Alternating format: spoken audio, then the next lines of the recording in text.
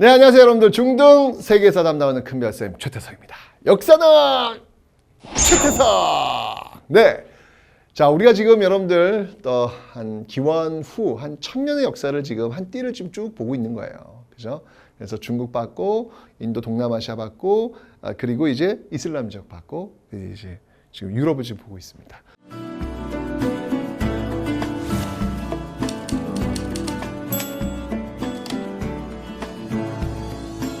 오늘 두 번째 시간이에요. 크리스트교의 확산에 대해서 한번 살펴보겠습니다. 자, 먼저 이 배경은요, 프랑크 왕국이 보호했다. 왜냐면 프랑크 왕국 게르만족이잖아. 게르만족이 세웠잖아. 그러니까 이들도 로마 지역에 들어와서 살아남으려면 이 로마 지역 사람들이 믿고 있는 종교를 믿고 가는 게 훨씬 수월하잖아요. 편하잖아요. 그죠? 자, 그러면서 국왕과 영주로부터 많은 토지를 기증받으면서 이 기독교가 굉장히 크리스토교가 발전하게 되더라. 자, 그래서 봉건 영주와 함께 농민들을 지배하게 되더라. 자, 교회의 세속화. 근데 이렇게 토지를 많이 가게 돼. 이게 종교 기관이 너무 많은 부를 갖고 있으면 또 문제가 발생합니다. 그죠? 요즘도 그 대형 교회들 보면 뭐 서로 이렇게 또 뭐 이렇게 싸우는 그런 모습들이 신문에 종종 나오잖아요. 그죠? 항상 이렇게 종교는 비울 수 있고 누군가를 도울 수 있는 그런 준비를 해주는 게 제일 좋지 않을까라는 그런 생각이 들어요.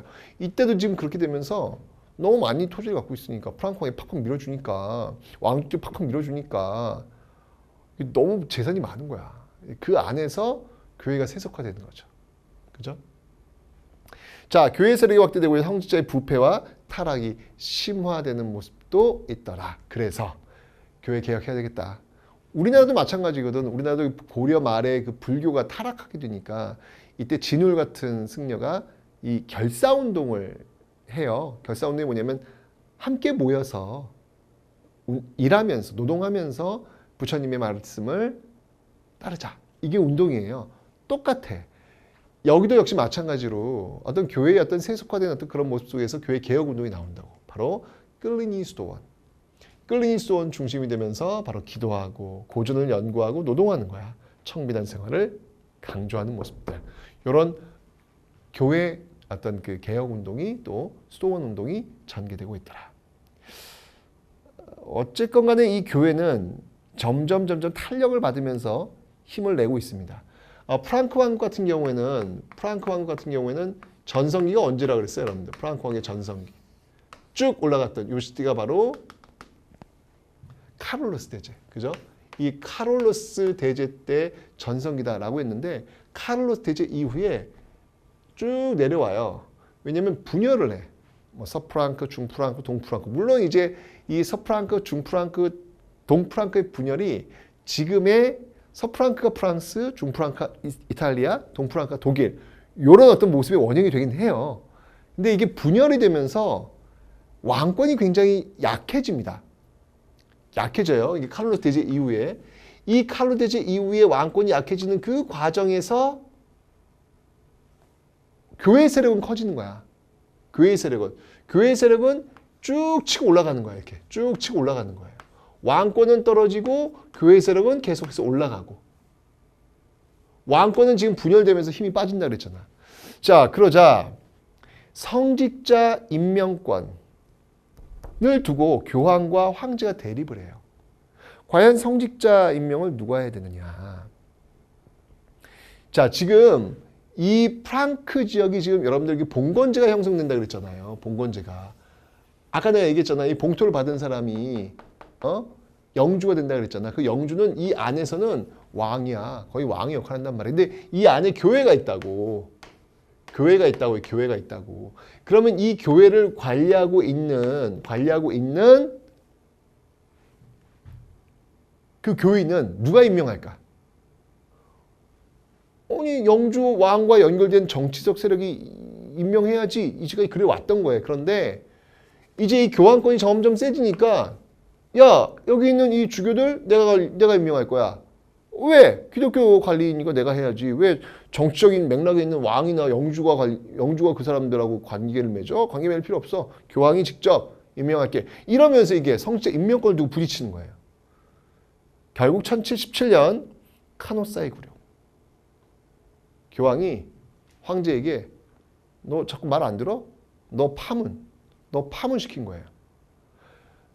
이거 왕권이 굉장히 셌으면 뭐니 쟤는 웃겨? 라고 해결할 수 있겠는데 왕권이 지금 약한 상황이니까 교황권이 강한 상황이다 보니까 결국 그 황제가 교황에게 와서 무릎을 꿇고 빕니다. 이게 이제 정말 교황권이 강력해지고 있는 어떤 그런 모습이 보이고 있는 거예요. 그러면서 교황권이 더욱더 강화되고 있는 상황. 이제 정말 중세 유럽은 기독교의 나라, 기독교의 세상이 펼쳐지고 있더라. 자, 이렇게 교황권이 강해지고 있어. 자, 이런 기독교 중심의 중세 문화를 한번 볼게요. 자, 그래서 크리스토교 중심의 문화, 절대적 교회의 권위. 지금 황제마저 좀 무릎 꿇고 있는 상황이야, 지금. 그지? 거의 성직자들만 글을 읽고 쓸 수 있었고, 수도원 학교 중심의 교육이고, 이게 이제 대학으로 발전하더라. 그러니까 이제 글을 읽는 이유는 뭐냐면 하나님의 말씀을 이해하기 위해서 글을 읽을 거 아니야. 성경을 읽을 거 아니야. 그 읽는 사람들이 지식인들일 텐데 그 지식인들은 종교, 즉 기독교인들이 될 거 아니야. 특히 이제 수도원 학교 중심으로 해서 그런 지식들이 공유되고 있는 과정 속에서 이제 자연스럽게 대학으로 발전되고 있더라. 지금 그 모습을 보여주고 있는 거야. 자, 건축을 보면 바로 교회 건축을 중심으로 발전하는데 맨 처음에 로마네스크, 로마. 말 그대로 약간 로마적인 어떤 느낌이 드는 거야. 굉장히 장중하고 웅장한 로마네스크 양식 11세기 두꺼운 벽, 기둥, 대표적인 피사의 탑. 피사 왜 알지? 이렇게 기울고 있는 탑. 그 앞에 있는 대성당이 있거든. 요게 대표적인 로마네스크 양식이야. 하여튼 요거 사진 잘 나온다. 피사의 사탑을 보여주고 그 앞에 피사 성당을 보여주거든. 그게 바로 11세기 초에 보여지고 있는 로마네스크 양식이다. 굉장히 좀 두껍고 장중한 어떤 그런 모습들. 그러다가 12세기가 되면은 이제 고딕 양식이 등장한다. 고딕 양식 알지? 뾰족하게 하늘 위로 올라가는 거. 뾰족한 탑, 높은 아청의 천장, 그리고 스테인 글라스, 노트르담 대성당과 쾰른 대성당. 프랑스 파리에 가면 노트르담 대성당 있잖아. 그치? 그런 것들이 지금 고딕 모양으로 나타나고 있더라. 이거는 사진을 보고 나와야 돼. 이렇게 노트르담 대성당 사진이나 쾰른 대성당 사진을 보여줄 거야. 그러면 이게 고딕 양식인지 로마네스크 양식인지. 로마네스크 양식은 요거만 거의 나온다고 보면 돼. 피사의 성당 있잖아. 요게 기울어지는 걸 보여준다고. 예, 요 사진, 요거 하나 딱 나올 테니까 요거 꼭 기억하고 있기. 요건 로마네스크 양식이야. 고딕 양식이 아니야. 요 뒤에 나오는 게 바로 이 노트르담 대성당과 같은 바로 고딕 양식이 있더라. 오케이. 교회 건축의 어떤 중심, 로마네스크에서 고딕으로 바뀌어지고 있더라. 그 다음에 학문을 보면 바로 기사문학. 내가 얘기했어. 봉건제 상황 속에서 노르만족이 계속 쳐들어오고 있는 상황 속에서 이런 어떤 그 자기를 지켜야 되겠다는, 자기가 구역을 지켜야 되겠다는 그런 모습에서 기사들을 많이 연결한다 그랬잖아. 그 기사들. 그래서 기사문학이 이제 유행을 하는 거야. 기사들의 영담, 기사도 정신을 다룬 문학 발달, 뭐 아서왕 이야기야, 롤랑의 노래, 니벨룽게의 노래. 자, 요거는 시험에 잘 나온다. 요런 게 이제 기사문학. 아서왕 이야기, 롤랑의 노래, 그리고 니벨룽게의 노래. 요런 게 다 기사문학과 관련이 있더라. 요거는 좀 기억해 두고 있기. 아주 선지에 잘 나오는 선지들이니까 잘 봐둬야 돼. 아서왕, 롤랑의 노래, 니벨룽게의 노래. 오케이? 자, 이제 우리는 십자군 전쟁을 한번 이야기를 해야 될 것 같아요. 자, 지금 이제 교황의 권위가 굉장히 세지고 있잖아. 서로마야 지금. 서로마 지역. 서로마 멸망했지만 프랑크 지역에 있는 교황의 권위가 지금 점점 세지고 있어. 왕의 권위는 점점 떨어지고 있고. 자, 이런 상황 속에서 비잔틴 제국, 즉 동로마에서 편지 한 통이 로마 교황에게 오는 거야. 딱 봤는데 와우. 동로마에서 SOS를 보낸 거야. 도와달라고. 왜? 저 옆에 셀주크 튀르크 이슬람 세력들이 자꾸 쳐들어온다. 그러니 우리 비잔틴 제국을 좀 도와달라 라고 편지가 온 거야. 솔직히 말해서 정통성 차원에서 본다면 사실 이 서로마에 그 계승하고 있는 이쪽이 좀 꿀리는 쪽이었잖아요. 이제까지는. 어쨌거나 모든 문화의 어떤 그 맥은 그리스 로마에서 비잔틴 지역 쪽 올라갔다고 내가 얘기했잖아. 이쪽은 지금 게르만 쪽 와가지고 지금 그 약간의 어떤 그 무식한 잘 모르는 어떤 사람들이 와가지고 지금 막 이 서로마 지역에 막 지금 점령이 있단 말이지. 그러니까 뭔가 문화적으로 뭔가 뚫리고 있는 건데 갑자기 저쪽에서 도와달래. 이야, 뭔가 어깨가 으쓱할 거 아니야. 근데 이때 마침 교황의 권위가 굉장히 센 상황이었잖아. 그지? 그럼 교황이 명을 내릴 수 있는 것이지. 다 모아. 다 모아. 우리 도와줄 거야. 라고 해서 나온 게 바로 십자군 전쟁이 되는 거야. 자, 11세기 후반 바로 셀주크 튀르크가 그리스도교 성지 바로 예루살렘 순례를 금지시킨다고. 근데 예루살렘이라고 하는 곳은 이게 지금 성지잖아. 내가 얘기했지만 이슬람교나 기독교나 뿌리가 같아. 그러니까 예루살렘 역시 마찬가지로 이슬람의 성지일 수 있는 거라. 공통되는 거야, 공통되는 거. 그러니까 서로 여기를 좀 차지하려고 하는 거야. 비잔티움 황제가 교황 우르바노스 2세에게 구원을 요청했고 교황이 성지 회복을 위한 십자군 전쟁을 딱 선포하는 거야. 교황의 권위가 강했기 때문에 이게 가능한 거지. 자, 십자군의 전개, 바로 교황의 호소에 여러 계층이 호응했고 200여 년간 7차례 원정. 와우. 십자군 전쟁이 200년 동안. 이 엄청난 전쟁이네. 엄청난 전쟁이네. 이렇게 200여 년 동안 전쟁을 펼쳤다면 바로 이 십자군 전쟁의 이전과 이후는 완전히 달라지겠군이라는 추측을 할 수 있지. 아니 우리나라 그 7년 전쟁 임진왜란을 했는데도 그 임진왜란 이전과 이후로 이 시대가 구분될 정도니 200년 동안 전쟁을 하면 안 그러겠냐고. 엄청나게 달라진 모습이 있을 거야. 그걸 일단 기억을 하고 있어. 자, 그런데 이게 실패예요. 왜냐면 맨 처음에 성지 회복이었는데 상업적 목적. 이 대표적인 게 뭐냐면 1차 원정 때는 이긴다. 그래서 예루살렘을 회복을 해. 왜냐면 그때는 정말 하나님의 성지, 기독교의 성지를 탈환하겠다는 어떤 종교의 신심이 있었어. 그런데 이 서로마 지역 사람들이 굉장히 아직 문화가 세련된 사람들이 아니잖아 지금. 저 프랑크 쪽, 게르만 쪽. 문화가 세련된 사람이 아니라고. 근데 딱 와봤더니 비잔티움 쪽. 와.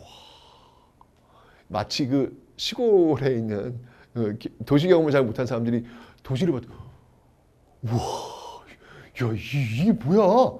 깜짝 놀란 거야. 너무 잘 살아. 대박이야. 너무 풍부해. 이러면서 욕심이 생기는 거야. 여기서 장사를 좀 하면 좀 어떨까? 그러니까 원래 이 예루살렘 성지 회복이라고 하는 종교적 신심 때문에 출발했지만 시간이 가면 갈수록 다른 마음이 들어온다고. 이런 게 이기겠냐고. 이런 마음 갖고 싸우면 이기겠냐고. 당연히 지지. 심지어 네 번째 원정에서 어떤 일이 벌어졌냐면 도움을 요청했던 비잔티움 제국의 수도 콘스탄티노폴리스 여기를 점령을 해버려요. 대박. 이 말이 되냐고. 셀주크 튀르크가 점령한 게 아니야. 십자군 전쟁 도와주러 온 사람들이 점령을 해보는 거야. 그리고 라틴 제국을 세워. 자기들이 막 나라를 세우는 거야. 막 이거는 말도 안 되는 일이 벌어지는 것이지만 거기서 막 사륙을 하고 심지어는 십자군 소년단을 조직을 해요. 소년들을 막 모으는 거야. 그 모아서 걔네들을 어떻게 하면 노예로 팔아버려. 말도 안 되는 일이 말도 안 되는 일이 벌어지는 거지. 이게 십자군 전쟁이 정말 추한 전쟁으로 변질되는 이런 모습들이 나타나고 있더라. 그때의 어떤 그 카톨릭의 어떤 죄, 이 죄를 로마 교황이 요 근래에 십자군 원정에서 우리가 저질렀던 죄악에 대해서 사과합니다. 라는 이야기를 할 정도였어. 자, 어쨌건 결국 이 십자군 전쟁은 실패하더라. 자, 그 결과 십자군 전쟁을 하자고 했던 셈이 교황인데 실패했어. 그럼 어떻게 했어? 교황권은 당연히 약화될 수밖에 없는 거야. 그 잘 나갔던 교황권이 뚝 떨어지게 되는 거지. 그게 바로 십자군 전쟁 때문에. 다시 한번 봐봐. 황제와 교황이 맨 처음에 붙었어. 무엇 때문에 붙었지? 성직자 임명권 때문에 붙은 거야. 그런데 누가 이겼어? 교황이 이겼어. 교황이 너무 힘이 세졌어. 그래서 십자군 전쟁을 주도했어. 실패했어. 교황의 권위는 뚝 떨어지는 거야. 오케이? 자, 이러면서 영주와 기사도 몰락하네. 왜냐면 여기에 십자군 전쟁이 막 쏟아부었거든. 영주와 기사 쏟아부었거든. 졌잖아. 다 몰락했어. 이러면서 추락했던 왕. 이 왕이 서서히 뭐야? 한 명씩 추락하고 있어. 교황도 추락하고 있고 영주도 추락하고 있고 얘들 뭐하니? 그래? 하면서 정신 차리고 왕권을 강화시키는 이런 모습들이 다시 나타나고 있더라. 라고 하는 거 기억해 두면 되고 그 다음에 이제 이 서유럽 지역에 있는 사람들이 이제 본 거야. 우와, 이 동방세계의 이 엄청난 이 상업적 부를 본 거야. 그래서 부지런히 지중해를 통해서 무역을 하기 시작하는 거지. 동서무역. 동서무역. 그래서 동서무역이 발전하고 이슬람 문화가 유럽에 전파되는 그런 계기도 되더라. 이게 바로 십자군 전쟁. 자, 중세 유럽이 십자군 전쟁 이후에 어떻게 변한지 한번 보자고. 자, 봐봐. 먼저 농업 생산량이 증가하고 그리고 잉여 생산물이 발생을 하면서 상업이 발달해. 그러면서 시장이 형성되는 거야. 자, 십자군 전쟁으로 동서무역이 활성화되었고 상인들이 동방으로 막 진출하는 거야. 그러니까 이 서유럽 상인들이 열광한 거야. 십자군 전쟁에 와서 그 동방세계, 비잔티움적의 그 부를 보면 이거는 신세계야, 신세계. 야, 여기 물건 갖다가 이 서유럽에 갖다 팔면 떼돈 벌겠다. 라는 생각을 하는 거지. 이러면서 지중해 중심으로 열심히 왔다 갔다 하면서 바로 이 동방 진출하면서 그 항구 도시들이 발달하는 거야. 자, 그러면서 결과 도시가 발달하는 것이지. 도시가 발달하는 거야. 상업을 전문적으로 하는 사람들, 이 사람들은. 한자 동맹, 저쪽 북유럽 쪽, 이쪽에는 한자 동맹을 맺어서 북유럽 지역의 무역을 주도하기도 해. 신났어, 지금. 막 이제 유럽 쪽 사람들 신난 거야. 돈 버는 것, 기회가 생긴 거니까. 그리고 자치도시. 영주에게 자치권을 획득해가지고 그리고 길드, 수공업자와 상인들의 동업조합을 형성하면서 바로 도시를 운영하더라. 뭐냐면 상업을 하려면, 교환을 하려면 물건을 많이 만들어야 되잖아. 그지? 그 물건을 많이 만드는 조직들을 만드는 거야. 그걸 길드라 그래. 자기를 독점해서 조직 속에서 물건들을 만들어서 팔 수 있는 그런 길드들을 도시 안에서 만드는 거야. 도시 안에서. 도시 안에. 이 도시 안에 있는 사람들을 부르주아라고 하거든. 나중에 이 사람들이 이제 바로 근대 사회를 이끌어가는 그런 동력을 제공하게 되는 거야. 어쨌건 십자군 전쟁이 끝나고 나서 영주 완전 몰락. 그 영주가 다스리고 있는 장원제가 해체가 되는 거잖아. 그지? 그 옆에서 상인들이 자기들 말은 다른데 자치적인 도시를 만드는 거야. 우리 영주 간섭 받기 싫어. 아, 영주 우리가 무슨 물건 팔러 가면 영주가 이거 해라 저거 해라. 간섭 싫잖아. 자유롭게 물건 팔고 싶은 거야. 빨리 저 동방세계 가서 물건 떼다가 물건 팔고 싶은 거야. 돈 벌 수 있는데. 이러면서 자치도시가 만들어진다는 얘기지. 십자군 전쟁의 결과 교황과 영주와 기사들은 몰락하는 대신 상인들이 돈을 벌면서 상인들만의 어떤 자치도시를 만들고 그 안에 물건을 만들 수 있는 어떤 수공업 쪽의 어떤 길드 이런 것들도 지금 만들어지고 있는 상황. 십자군 전쟁은 서서히 이게 중요한 시대로 가도록 만들어 놓는 계기가 된 거지. 오케이. 이런 모습들 기억하면 돼. 자, 자원의 해체. 영주 몰락했잖아, 지금. 그치? 화폐 사용하여. 상업이 발달하니까 화폐가 발달하는 거라. 자, 그러면서 영주들이 농노에게 돈을 받고 신분 해방을 시켜주는 모습. 그리고 흑사병. 자, 영주가 이게 무너지는 결정적 계기 중에 하나가 뭐냐면 흑사병. 정말 그 유럽 인구의 어마어마한 인구가 죽게 되거든. 자, 그러면 자, 이렇게 장원이 있어. 이 농노들이 이렇게 있어. 이 농노들에 의해서 이 장원이 운영된 거였어. 근데 농노들이 죽었어. 흑사병으로. 그럼 이 농노들의 몸값은 어떻게 되는 거야? 올라갈 수밖에 없는 거야. 이 영주들은 이제 얘네 농노 눈치를 봐야 돼. 그런 상황이 벌어지는 거잖아, 지금 이게. 이러면서 노동력이 부족해 농민의 지위는 향상되는 것이지. 결국 자원이 해체되고 봉건제는 이런 과정 속에서 붕괴되더라. 즉 봉건제라고 하는 사회가 붕괴된 것. 이런 자치적인 이 봉건제, 이 장원이라고 하는 이 조직이 운영될 수 있었던 건 뭐냐면 이 안에서 자급자족이 이루어졌기 때문에 가능한 건데 십자군 전쟁 이후에 이 주변에 상인들이 자치도시를 형성하면서 계속 발전하는 거라. 이 농노들도 이제 여기로 들어가면 살기 좋은 거잖아. 그지? 그런데 게다가 흑사병 왔어. 그래서 다 죽어나갔어. 노동력이 부족해. 몸값은 올라가는 거야. 이러면서 결국 영주들은 장원 경영을 포기할 수밖에 없는 거지. 살아남으려면 빨리 상인으로 변환을 해야 되는 거야. 영주로는 이제 살아남을 수 없는 거야. 상인으로 전환을 해가지고 여기서 어떤 상행위를 할 수밖에 없는 그런 상황이 지금 만들어지고 있더라라는 거. 이러면서 봉건제, 장원제는 붕괴되고 있더라. 십자군 전쟁은 이렇게 중세 사회를 해체시키는 그런 계기. 와우, 엄청난 거지. 뭐 200년 동안 전쟁을 했으니 이제까지 어떤 그 중세 그 시대를 이끌었던 뭐 교황이나 영주나 기사 이런 사람들이 도저히 버틸 수 없는 그런 사회를 지금 만들어낸 것. 이게 바로 전쟁의 위력이라고. 사회를 확실히 바꿔놓는다고. 자, 그러면서 이제 아까 냈죠. 왕이 점점 강해지고 있다 그랬잖아. 왜냐면 이 상인들이 뭔가 자기를 보호해 줄 수 있는 사람이 필요한 거야. 그 사람을 왕으로 돈 되는 거야. 돈 되고 왕에게 보호를 받는. 이런 모습이 되면서 바로 중앙 집권 국가들이 등장을 하게 되더라. 자, 영주의 세력이 약화되고 기사기급 몰락하면서 왕권 강화되었고 도시민의 국왕 후원, 관료, 상비군의 구축 이러면서 돈이 들어와. 왕이 돈이 들어와. 그러니까 이제 그 돈을 가지고 군대도 만들고 그리고 관료들도 형성하는 이런 중앙 집권 국가들이 등장하고 있더라. 자, 보자 이제. 프랑스에서는 이러면서 100년 전쟁이 벌어지는 거야. 영국의 프랑스 왕위 계승 주장에서 이 100년 전쟁이 지금 벌어지고 있더라. 자, 결국 이제 프랑스 이 100년 전쟁에서는 영국과 프랑스가 이제 붙는 거야. 왕위 계승에 대해서. 근데 맨 처음에는 영국이 이기는 듯했지. 근데 갑자기 다 쓰러지고 있는 프랑스에서 갑자기 하얀 말을 타고 나는 하나님의 계시를 받았다. 나를 따르라. 라고 어느 여성이 따다하고 등장한단 말이야. 그 여성이 누구야? 그게 바로 잔다르크.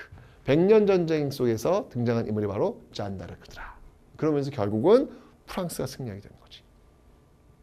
자, 이러면서 중앙 집권 국가를 발전하게 되는 것이고 영국도 마찬가지로 장미전쟁이라고 벌어지지 영국 귀족들끼리 왕위 쟁탈전 벌어지는 거야. 이러면서 귀족 세력은 몰락하고 중앙 집권 국가로 발전하게 되더라. 이게 장미전쟁도 역시 영주들끼리 막 싸우는 거야. 싸우다가 결국은 와르르 무너지면서 결국은 이제 왕권이 강화되는 그런 모습들로 가더라. 이제 프랑스, 영국 예전까지만 해도 이렇게 막 분리되어 있었잖아. 프랑크 왕국 이후에 막 이렇게 막 분열화되어 있었잖아. 그지? 십자군 전쟁을 계기로 해서 이제 왕을 중심으로 해서 한 국가가 딱 형성되는 이런 모습이 나타난다는 얘기야. 100년 전쟁과 장미전쟁을 거치면서 왕을 중심으로 뭉치게 되는 거야, 이제. 그게 바로 프랑스와 영국의 어떤 모습들이더라. 십자군 전쟁 이후에 이제 우리가 알고 있는 프랑스와 영국의 모습들이 이제 서서히 골격을 갖추기 시작하는 거야. 십자군 전쟁 이전까지는 프랑크 왕국이었지, 그 대부분이. 그런데 이제 십자군 전쟁을 거치면서 영국, 프랑스 이런 모습이 딱 맞춰지고 있더라라고 하는 거 기억하면 되고. 그리고 포르투갈, 에스파냐 여기도 이슬람 세력을 이제 축출시키는 거야. 왜? 그러니까 우마이야 왕조 또 후기 우마이야 왕조 이렇게 이슬람 세력이 이베리아 반도에 들어왔다 그랬잖아. 그지? 그들을 이제 축출해내고 포르투갈, 에스파냐 같은 또 중앙 집권 국가가 등장한다. 하여튼 십자군 전쟁 이후에는 이런 중앙 집권 국가들이 톡톡톡 왕을 중심으로 등장하고 있다라는 거 기억하면 되는 겁니다. 야, 정말 이 전쟁이라고 하는 거는 이렇게 중세 사회를 그냥 해체시켜 버리네. 기독교 중심의 중세 사회는 이렇게 무너지고 있습니다. 십자군 전쟁이 아주 큰 영향을 미쳤다. 이걸 인지하면서 자, 이제부터 별 채우기 시작합니다.